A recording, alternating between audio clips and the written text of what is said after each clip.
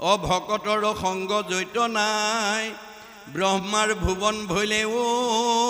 অপবিত্ৰ সিটো আতি অযোগ্য নোহে থাকিবে তথাই আপোনালোকৰ এই চাংমাই গাঁৱত দেখিছে এঘৰ মানুহ ধনে ধানে টকাই পইচাই গাড়ীয়ে মটৰে পকা ঘৰে দুৱাৰে ব্যৱসায় বাণিজ্য নদন বদন হৈ আছে ভিতৰলৈ সোমাই গৈ দেখিলে শাহু বোৱাৰীৰ মাজত মাতবোল নাই দেউৰকে নবৌকৰ মাজত মাতবোল নাই স্বামী স্ত্ৰী মনোমালিন্য সেইখন ঘৰ অধৰ্মী পৰিয়াল আপোনালোকৰ গাঁৱত ডাক্তৰ আছে ইঞ্জিনিয়াৰ আছে অফিচাৰ আছে প্ৰবক্তা আছে অধিবক্তা আছে বহুত উচ্চপদস্থ বিষয়ে চাকৰি কৰা মানুহ আছে ইজনক দেখিলে যদি সিজনে মুখখন সিফালে ঘূৰাই দিয়ে ইজনৰ প্ৰতি যদি সিজনৰ আন্তৰিকতা নাথাকে সেইখন অধৰ্মী গাঁও সেইখন যিমান ব্ৰহ্মাৰ ভুৱনলৈ থকাৰ যোগ্যতা নাই এই তথ্য দিছে দেই এতিয়া মৃত্যুমুখী পৰীক্ষিতক আহি মানে শুকদেৱে এই জৰাসন্ধ আৰু ভীমৰ মাজত কাৰণ যদি জৰাসন্ধক বধ কৰিব নোৱাৰে তেতিয়াহ'লে পাণ্ডৱে ৰাজসুই যজ্ঞ পাতিব নোৱাৰে কিন্তু ভগৱান য'ত থাকিব তাত কেতিয়াও আমাৰ পৰাজয় হ'ব নোৱাৰে সেইকাৰণে ইয়াত কৈছে যে কৃষ্ণ নাম জপি আখিলন্ত সিদ্ধগণে জৰাসন্ধ বধন্তাক সুখে ভীমসেনে এতিয়া তেৱেশে সিজিব মহাযজ্ঞ ৰাজসুই ভুঞ্জীব বিচিত্ৰ পূজা মহাসুখী হুই যে ঋষি সমষ্টিয়ে আলোচনা কৰিছে যদি জৰাসন্ধক বধ কৰিব নোৱাৰে পাণ্ডৱে ৰাজসুই যজ্ঞ পাতিব নোৱাৰে গতিকে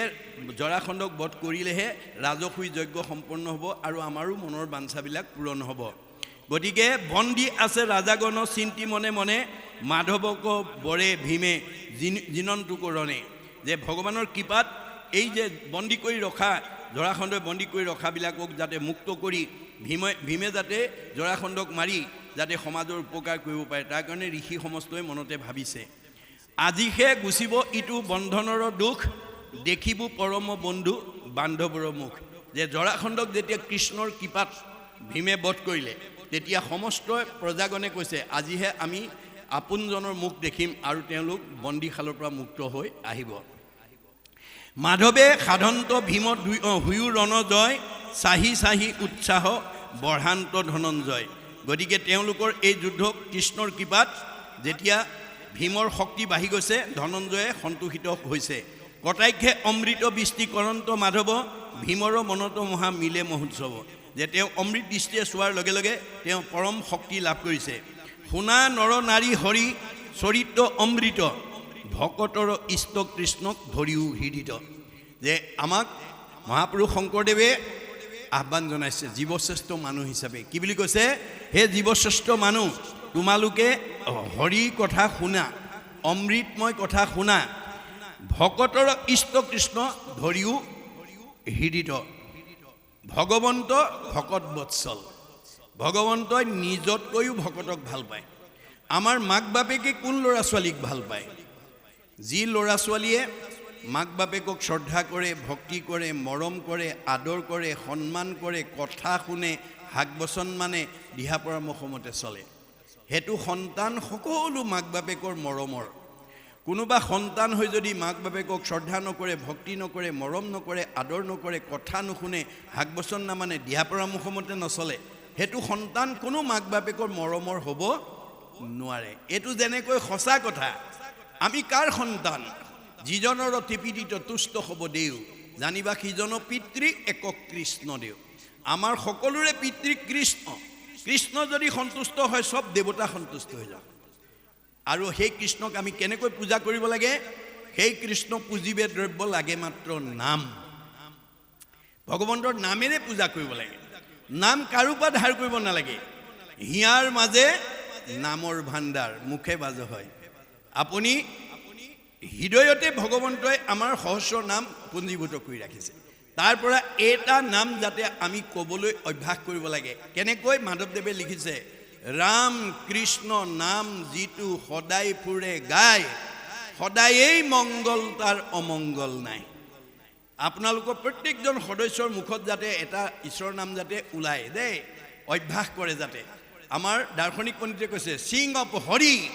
with his form in heart no other virtue is greater than নামছ word ভগৱন্তৰ হাজাৰটা নামৰ পৰা এটা নাম যদি কাৰোবাৰ মুখেদি নিশ্চিত হয় তাতকৈ আৰু পুণ্য নাই মনত ৰাখিব এফাকি ঘোষা এটা ভগৱন্তৰ নাম যাতে আমাৰ ঘৰখনৰ প্ৰতিজন সদস্যৰ মুখত যাতে ওলায় তাৰ প্ৰতি আমি গুৰুত্ব দিব লাগিব আৰু সেই অভ্যাসৰ প্ৰতি আমি আহ্বান জনাব লাগিব কাৰণ আমাৰ এই অভ্যাসেহে আমাক মুক্তি দিব আমাৰ জীৱই মৰিবৰ সময়ত কি কৰিব লাগিব মুখে বোলা ৰাম হৃদয়ে ধৰা ৰূপ এতেকে মুকুতি পাইবা কহিলিক গতিকে মানে আমাৰ মৃত্যুৰ সময়ত the thought of God comes to a man at the time of the death only through the grace of God মৰিবৰ সময়ত ঈশ্বৰৰ নামটো আমাৰ মুখলৈ আহিবলৈ হলে ঈশ্বৰৰ কৃপা লাগিব আৰু সেই ঈশ্বৰৰ কৃপাটো পাবলৈ আমি কি কৰিব লাগিব you have to keep the practice of remembrance নাম স্মৰণ every day every hour rather every second 24 ঘণ্টাত 1 সেকেন্ড হলেও আমি ভগৱন্তৰ হাজাৰটা নামৰ পৰা এটা নাম কবলৈ অভ্যাস কৰিব লাগিব when a strong habit is formed by unceasing practice throughout the period of life then it would be easy to remember God at the time of the death আমি এনেকৈ অভ্যাস কৰোতে কৰোতে যদি এটা ষ্ট্ৰং হেবিট হৈ যায় কাৰ দৰে অজামিলৰ দৰে অজামিলে 10 নম্বৰ ল'ৰাটোৰ নামহে নাৰায়ণ ৰাখিছিলে ভগৱানৰ নাম বুলি নাজানে 10 নম্বৰ ল'ৰাটোৰ নাম নাৰায়ণ ৰাখিছিলে আৰু নাৰায়ণ ৰাখি পেলাই আহ নাৰায়ণ খা নাৰায়ণ উঠ নাৰায়ণ পঢ় নাৰায়ণ কৰ নাৰায়ণ গড় নাৰায়ণ যা নাৰায়ণ নাৰায়ণ নাৰায়ণ কওঁতে জানিবা নাজানি কৰে নামৰ কীৰ্তন তথাপিতো পাপদহী নামে কৰেচোন ভগৱানৰ নাম অৰ্থ জানি কওক বা নাজানি কওক সি পাপ নাশ কৰিবই আপোনাৰ মুখৰ আগত বিহ অকমান আছিলে আপুনি নাজানি অমৃত বুলি বুটলি খাই দিলে বিহে ক'ব নেকি এও নাজানি খাইছে এও নামাৰো বুলি বিহ জানিয়ে খাওক বা নাজানিয়ে খাওক বিহ খালে মানুহ মৰিবই ভগৱন্তৰ নাম অৰ্থ জানি লওক বা নাজানি লওক নামে পাপ দহন কৰিবই গতিকে আমাৰ প্ৰত্যেকজন সদস্যৰ মুখত যাতে এটা ঈশ্বৰৰ নাম আমাৰ ওলাই থাকে তাৰ প্ৰতি আমি গুৰুত্ব দিব লাগিব আৰু কৃষ্ণ নাম প্ৰত্যেকজন সদস্যৰ মুখত ওলোৱাৰ লগে লগে আমাৰ প্ৰত্যেকৰ লগতে আমাৰ প্ৰত্যেকখন ঘৰতে আমাৰ এইখন এখন ঘৰ বুলি কৈছে দে উদ্ধৱক চিনাকি কৰি দিছে মুহুৰ সেৱাৰ যোগ্য মনুষ্য শৰীৰ ইহাকে বুলিও গৃহ জানা মহাবীৰ প্ৰথমতে আপুনি এইখন ঘৰত কৃষ্ণক ৰাখক কৃষ্ণ যিখন ঘৰত চৈতন্য হৈ থাকিব মুখত হাঁহি থাকিব অন্তৰত শান্তি থাকিব মনত ৰাখিব আৰু কৃষ্ণক যদি আহাৰ নিদিয়ে আপুনি জড় হৈ যাব অৰ্থাৎ তেওঁৰ আহাৰ কেৱল ঈশ্বৰৰ নাম নাম দিলেই কৃষ্ণ সচেতন হৈ থাকিব আৰু আপোনাক আনন্দত ৰাখিব শান্তিত ৰাখিব আৰু যাৰ মুখত ঈশ্বৰৰ নাম নলয় তেওঁ কৃষ্ণ খাবলৈ আহাৰ নাপায় জড় হৈ যাব মুখত হাঁহি নাথাকে অন্তৰত শান্তি নাথাকে দিনক দিনে তেওঁ বিভিন্ন বিপদ আপদৰ সন্মুখীন হৈ যাব এয়া হৈছে ভাগৱত দৰ্শন এই কথাবিলাকে আমাক কৈছে কিন্তু কাহিনী উপকাহিনীৰ মাজেদি কৈ আছে আখ্যান উপাখ্যানৰ মাজেদি কৈছে এতিয়া ভীম আৰু জৰাসন্ধৰ এখন যুদ্ধৰ কথা কৈ আছে তাৰ মাজেদি আমাক নীতি শিক্ষা দি আছে আমি সদায় বেয়া প্ৰবৃত্তিবিলাকক এই যেটো জৰাসন্ধৰ নিচিনা আখুৰিক প্ৰবৃত্তিবিলাকক আমি মাৰিব লাগিব মনত ৰাখিব তাই জৰাসন্ধক মৰা দেখুৱাইছে মানে সংস্কাৰ জৰাসন্ধৰ যেটো আখুৰ প্ৰবৃত্তি হেতু আমি মাৰিব লাগিব সেইকাৰণে কৃষ্ণই গকুলত বাল্যকালতে কেবাজনো অসুৰ মাৰি লৈছে কিয় তাৰ মানে আমাক কি বুজাইছে যদি কৃষ্ণই সৰু কালতে সেই অসুৰকেইটা মাৰি নলয় অঘাসুৰ বকাসুৰ প্ৰলম্বাসুৰ অৰিষ্টাসুৰ পুতনা ব্যামাসুৰ ধেনুকাসুৰ এইবিলাকক যদি মাৰি নলয় তেতিয়া তেওঁ 7-8 বছৰ বয়সত বৰ্জধামত গোপীসকলৰ লগত মহাৰাস কৰিব নোৱাৰিব কৃষ্ণই যেতিয়া গোপীৰ লগত মহাৰাস কৰিছিল তেতিয়া বয়স 7-8 বছৰ সেইকাৰণে অনংগ কেলি বুলি কোৱা হয় তাৰ মানে আমাক ইয়াক বুজাইছে যে আমাৰ সৰুৰ পৰাই ল'ৰা ছোৱালীবিলাকৰ বেয়া প্ৰবৃত্তিবিলাক আখুৰিক প্ৰবৃত্তিবিলাকক আমি মাৰিব লাগিব মানে সংস্কাৰ কৰিব লাগিব কেনেকৈ দৈৱ বখে যদি সাধুৰ সংগ পায় নিশ্চয় জানাত আহাৰ স্বভাৱ দূৰ হয় ভাল মানুহৰ পদাৰ্পণ হ'ব লাগিব আশীৰ্বাদ ল'ব লাগিব বস সলনি হৈ যাব দেই মনত ৰাখিব আমাক ভাগৱতে কেৱল নীতি পদ্ধতিৰ কথাই কৈ আছে কিন্তু কাহিনী উপকাহিনীৰ মাজেদি কৈছে এতিয়া তেওঁলোকে কৈছে যে কৃষ্ণ যাৰ প্ৰতি বন্ধুত্ব আছে সি কেতিয়াও বিপদত নপৰে আৰু এই কাৰ্য সম্পূৰ্ণ কৰিব আজিহে গুচিব ইটো বন্ধনৰ দুখ দেখিব পৰম বন্ধু বান্ধৱৰ মুখ মাধৱে সাধন্ত ভীমত হুয়ু ৰণজয় চাহি চাহি উৎসাহ বঢ়ান্ত ধনঞ্জয় যে আজি ভীমে জৰাসন্ধক মাৰি আমাৰ মংগল নমাই আনিব এই বুলি তেওঁলোকে আনন্দ কৰিছে কটাইখে অমৃতত বৃষ্টি কৰন্ত মাধৱ ভীমৰ মহত্ব মহা মিলে মহোৎসৱ গতিকে ভীমৰ এই শক্তি পোৱাৰ লগে লগে তেওঁ আনন্দত উৎফুল্লিত হৈছে আৰু আমাক মানে গুৰুজনাই আহ্বান জনাইছে কি বুলি শুনা নৰনাৰী হৰি চৰিত্ৰ অমৃত ভকতৰ ইষ্ট কৃষ্ণ ধৰিও হৃদিত ভগৱন্ত ভকতৰ ইষ্ট বন্ধু ভগৱন্তই নিজতকৈও ভকতক ভাল পায় মনত ৰাখিব কথাটো আৰু যুগে যুগে অৱতাৰ হৈ আছে কেৱল ভকতৰ কাৰণে বুলি কৈছে ব্ৰহ্মাক সৃষ্টিৰ আদিতে ভগৱন্তই কৈছে হেৰা ব্ৰহ্মা মোৰ জাতিকুল তুমি ক'ত দেখিছা মোৰ জাতিকুলকৈতো আছে সৃষ্টিকৰ মৎস্য কুৰ্ম শুকৰ আদি ধৰু কলেবৰ মোৰ কোনো জাতিকুল নাই তথাপিও মই মাছ কাছ গাহৰি হ'ব লগা হয় কিয় স্বভাৱতে অজময়ী জন্ম নাহি যাৰ ভকতৰ ইচ্ছাই মই ধৰো অৱতাৰ ভকতৰ ইচ্ছা পূৰণৰ কাৰণে মই অৱতাৰ ধাৰণ কৰি থাকোঁ ভগৱন্তৰ ভকত অতি প্ৰিয় উদ্ধৱক যাবৰ সময়ত কৈছে ব্ৰহ্মা হৰ হলায়ুধ লক্ষ্মী প্ৰিয় জায়া হে উদ্ধৱ মই ব্ৰহ্মাকো ভাল পাওঁ দাদা বলুভদ্ৰকো ভাল পাওঁ শিৱকো ভাল পাওঁ এওঁলোক তিনিজনতকৈ মোৰ ভাৰ্যা লক্ষীক মই বেছি ভাল পাওঁ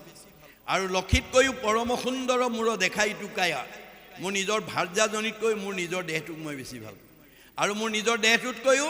সবাতো অধিক তুমি মোৰ প্ৰিয়তম নাহি আন বান্ধৱ উদ্ধৱ তুমি হম যে মই নিজৰ দেহটোতকৈও তোমাক ভাল পাওঁ অৰ্থাৎ ভকতক ভাল পায় এই কথাটোৱে আমাক কি শিকাইছে যে ভগৱানৰ প্ৰিয় হ'বলৈ হ'লে প্ৰথমতে আপুনি ভকত হ'ব লাগিব আপোনালোকৰ পৰিয়ালটো ঈশ্বৰৰ প্ৰিয় কৰিবলৈ হ'লে আপোনালোকৰ প্ৰতিজন সদস্যক আপুনি ভকত কৰিব লাগিব তেতিয়া সেইখন ঘৰত কৃষ্ণ থাকিব কৃষ্ণ থকা ঘৰখন আনন্দত থাকিব মিলা প্ৰীতিয়ে থাকিব মৰম চেনেহত থাকিব সুস্থ মনত থাকিব ৰোগমুক্ত হৈ থাকিব একতাৰ দোলেৰে বান্ধ খাই থাকিব মনত ৰাখিব কথাটো গতিকে কৃষ্ণক আপুনি বিচাৰিব নালাগে কৃষ্ণইহে আপোনাৰ ঘৰ বিচাৰি আহিব আমাৰ ভাগৱতে কৈছে কেনেকৈ যিখন ঘৰত পুৱা গধূলি ধূপ ধূনা জ্বলিব ঈশ্বৰৰ উপাসনা কৰিব যেই নাম সেই হৰি জানা নিষ্ঠ কৰি নামৰ সংগ নচাৰন্ত হৰি গতিকে আমাৰ প্ৰত্যেকখন ঘৰতে আমাৰ পুৱা গধূলি ধূপ ধূনা জ্বলাই ঈশ্বৰ উপাসনা কৰাৰ ব্যৱস্থাটো আপোনালোকৰ নাই বুলি ভবা নাই যদি আজি তাৰিখলৈকে কাৰোবাৰ সেই ব্যৱস্থাটো নাই কৰা কিবা অসুবিধাৰ কাৰণে অহা কালিৰ পৰা আপোনালোকে ঘৰৰ ভিতৰতে অকণমান আশ্ৰুতীয়াকৈ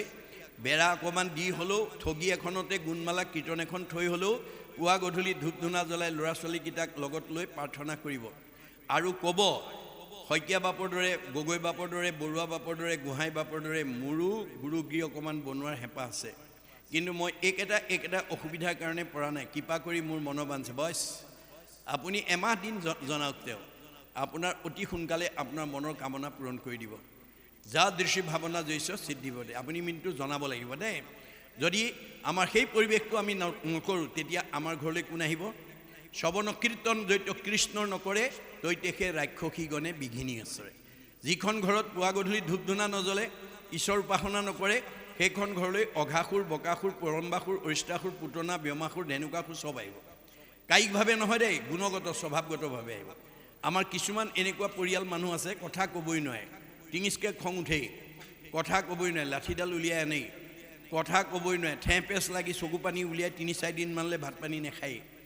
এনেকুৱা স্বভাৱ এইটো আসুৰিক প্ৰবৃত্তি এই আসুৰিক প্ৰবৃত্তি যিখন ঘৰৰ পৰিয়াল আছে সেইখন অসুৰ থকা পৰিয়াল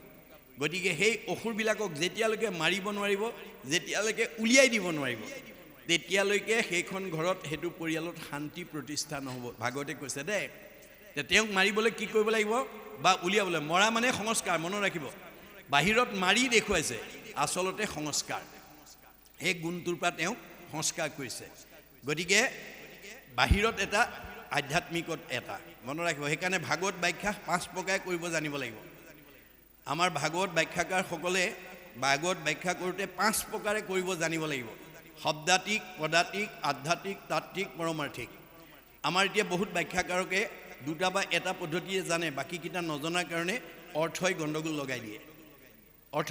লগাই দিয়ে যেনে মই এটা উদাহৰণ আপোনালোকৰ দৃষ্টি আকৰ্ষণ কৰিব বিচাৰিছোঁ আমাৰ পঞ্চম স্কন্ধ ভাগৱতত ঋষভ প্ৰভু অৱতাৰী তেওঁ 100টা পুত্ৰ জন্ম দিছিল আটাইতকৈ ডাঙৰজনৰ নাম ভৰতৰ নাম অনুসৰি আমাৰ দেশখনৰ নাম ভাৰতবৰ্ষ হ'ল 9জন নৱদ্বীপৰ অধিপতি 9জন সিদ্ধ পুৰুষ 9 18কে 19জন বাকী 81 জনেই কৰ্মকাণ্ডী আপোনালোকে এটা কথা মনত ৰাখিব সদায় বেদৰ মানে আগম পথত থকা মানুহ সদায় বেছি থাকিব সদায় বেছি থাকিব, কাৰণ ভগৱন্তৰ বজাৰখন তাকে লৈ কৰি থাকে। ভালৰ সংখ্যা যদি বেছি কৰি দিয়ে বেয়াকেইটা সোনকালে ভাল হৈ যাব। সেইকাৰণে ভালৰ সংখ্যা কমাই ৰাখি বেয়াৰ সংখ্যাটো অলপ ভগৱানে বেছিকৈ ৰাখে। একদম বৈদিক যুগৰ পৰা আপোনালোকে চাওক, 60 সহস্ৰই ভাগৱত শুনিছিল, সুতে ক'ব বুলি কোৱাৰ লগে লগে 32 সহস্ৰ গুচি গ'ল, 28 সহস্ৰই শুনিলে, আৰু 32 সহস্ৰই কৰ্মকাণ্ড কৰি আছে বুলি ভাগৱতত উল্লেখ আছে। ঋষভৰ 100টা ল'ৰা, ডাঙৰজনৰ নাম ভৰতৰ নাম অনুসৰি ভাৰতবৰ্ষ 9জন নৱদ্বীপৰ অধিপতি, 9জন সিদ্ধ পুৰুষ, বাকী 81 জনেই কৰ্মকাণ্ডী বুলি কৈছে। কৌৰৱৰ 5জন, কৌৰৱৰ 100 জন, পাণ্ডৱৰ 5 জন। কৃষ্ণ কাৰ লগত থাকে? পাণ্ডৱৰ লগত থাকে, 100 জনৰ লগত নাথাকে। গতিকে আমাৰ নিয়মবিহীন সংখ্যাগৰিষ্ঠ হ'লেও ভগৱান তেওঁলোকে সমৰ্থন নকৰে। ভগৱানে নীতি সদাচাৰ নাইকিয়া মানুহক কেতিয়াও সুখ শান্তিত নাৰাখে, অশান্তি ভুগিব লাগে। সেইকাৰণে ভাগৱত শুনি এই কথাবোৰ আমি নিজেও শিকি ল'ব লাগিব আৰু ল'ৰা ছোৱালীকো শিকাব লাগিব। আমাৰ ইয়াত 8 প্ৰকাৰ সদাচাৰৰ কথা আছে: কায়ৰ সদাচাৰ, বাক্যৰ সদাচাৰ, মনৰ সদাচাৰ, গমন সদাচাৰ, শৌচ সদাচাৰ, অন্ন সদাচাৰ, স্নান সদাচাৰ, শয়ন সদাচাৰ। এই 8 প্ৰকাৰ সদাচাৰৰ কথা ভাগৱতত উল্লেখ আছে। প্ৰধানকৈ দেই, এই 8 প্ৰকাৰ সদাচাৰ যদি আমি নিজে শিকি লৈ পেলাই মানিব পাৰোঁ, ল'ৰা ছোৱালীক যদি শিকাব পাৰোঁ, তেতিয়াহ'লে আপোনালোকৰ ঘৰখনৰ কোনো সদস্য 100 বছৰৰ আগত মৰিব নালাগে। কোনো সদস্যৰ শৰীৰত ৰোগ ব্যাধি হ'ব নোৱাৰে। তাৰ প্ৰমাণ গুৰুজনৰ দিনত দেখুৱাই থৈ গৈছে। শংকৰ মাধৱৰ ওচৰতেই কেইবাজনো আটা পুৰুষে ভাগৱতৰ ব্যাখ্যা শুনিছিল, কিন্তু তেওঁলোকৰ এটা চাৰিত্ৰিক বৈশিষ্ট্য আছিল: গুৰুতকৈ শিষ্য সিয়ান, খুচৰি খুচৰি লয় জ্ঞান। নজনা কথাবিলাক চব শিকি ল'লে। শিকাওঁতা শংকৰদেৱ 120 বছৰ জীয়াই থাকিলে, শিকাওঁতা মাধৱদেৱ 107 বছৰ জীয়াই থাকিলে। তেওঁলোকৰ পৰা শিক্ষা লোৱা বদলা আটা 130 বছৰ, ৰামৰাম আটা 140 বছৰ, মথুৰা দাস আটাই 151 বছৰলৈ আয়ুস বঢ়ালে। ভগৱানে দিয়া বয়স 100 বছৰহে আছিলে। এই উপৰঞ্চি বয়সবিলাক কাৰ পৰা পালে? যিবিলাকে অনাচাৰ, বেবিচাৰ, ভ্ৰষ্টাচাৰ কৰিব, তাৰ পৰা আয়ুস কাটি নি নিয়ম মনাবিলাকক যোগ দিব দেই, মনত ৰাখিব। সেইকাৰণে আমি ভাগৱত শুনি যাতে আমি অনাচাৰ, বেবিচাৰ, ভ্ৰষ্টাচাৰৰ পৰা নিজক মুক্ত কৰিব পাৰোঁ, পৰিয়ালটো মুক্ত কৰিব পাৰোঁ, সমাজখন যাতে মুক্ত কৰিব পাৰোঁ, তাৰ কাৰণে আপোনালোকে গুৰুত্ব দিব লাগিব। তেতিয়াহে আপোনালোকৰ জন্ম ধৰাৰ সাৰ্থকতা হ'ব আৰু আপোনালোক মৰিও অমৰ হৈ থাকিব। এই ভাগৱতৰ 70 পিছত যদি আকৌ এনেকৈ পুনৰ 70 আগুৱাই নি থাকে, যিকেইজন উদ্যোক্তাৰ চেষ্টাত আজি 70 উদযাপন কৰিছে, তেওঁলোক হয়তো পৰৱৰ্তী আকৌ 70 নাথাকিবও পাৰে, কিন্তু তেওঁলোকে যিহেতু এই পবিত্ৰ অনুষ্ঠানটো অনুষ্ঠিত কৰি উত্তৰ পুৰুষলৈ দি থৈ গ'ল, তেওঁলোক মৰিও অমৰ হৈ থাকিব। কাৰণ আজি শংকৰ মাধৱ আমাৰ মাজত কায়িকভাৱে নাই, মহাত্মা গান্ধী নাই, জৱাহৰলাল নেহেৰু নাই, জ্যোতিপ্ৰসাদ আগৰৱালা নাই, ৰাভাদেৱ নাই, সুধাকণ্ঠ ভূপেন হাজৰিকা নাই, আৰু এতিয়া অলপতে জুবিন গাৰ্গো নাই। কায়িকভাৱেহে নাই, কিন্তু তেওঁলোকে দি থৈ যোৱা অৱদানে তেওঁলোকক চিৰ সজীৱ কৰি ৰাখিব, বুজিছে নাই? গতিকে আপোনালোকে এইখন গাঁৱত বসবাস কৰি গাঁওখনৰ কাৰণে, সমাজখনৰ কাৰণে, উঠি অহা প্ৰজন্মৰ কাৰণে, অনুষ্ঠান প্ৰতিষ্ঠানৰ কাৰণে কি ভাল আদৰ্শ এৰি থৈ গ'ল, সেই আদৰ্শই হ'ব আপোনালোকৰ ৰুক্মিণী মন্দিৰ। এই দেহ দ্বাৰকা কাল সাগৰ। অহা বছৰলৈ আজিৰ তাৰিখত এই অনুষ্ঠানটো পাতিলে ইয়াত থকা এই দেহ দ্বাৰকা আটাইকেইখন নাথাকিবও পাৰে, কোনোবা 2-1খন কালে হৰণ কৰি লৈ যাব পাৰে। দেহ দ্বাৰকা কাল সাগৰত বিলুপ্তি হৈ যাব পাৰে, কিন্তু আপুনি এইখন গাঁৱত জন্ম কৰি কি ভাল আদৰ্শ হৈছে সেইটো আপোনাৰ চিৰ সজীৱ হৈ থাকিব, সেইটোৱে আপোনাক জিৰাই ৰাখিব। সেইটোৱে হৈছে ৰুক্মিণী মন্দিৰ। গতিকে আমাক কাহিনী উপকাহিনীৰ দ্বাৰা আমাক নৈতিক আৰু আধ্যাত্মিক শিক্ষাবিলাক মহাপুৰুষে ভাগৱতৰ মাজেদি দি আছে, সেইখিনি আমি আয়ত্ব কৰিব লাগিব। তাৰপিছত ক'লে যে